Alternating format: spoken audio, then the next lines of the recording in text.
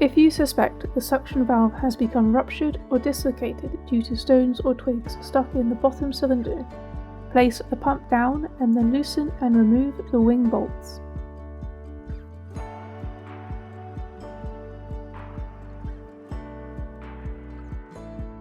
Once the wing bolts are loose, the bottom cylinder will become free.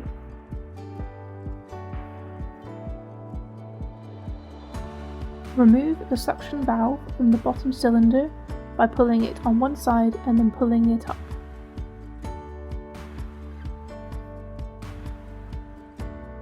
Remove all debris stuck in the bottom cylinder and give it a good clean, or replace the rubber valve.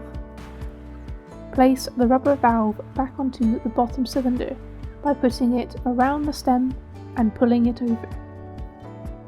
Inspect the bottom cylinder for any cracks. If necessary, replace the cylinder.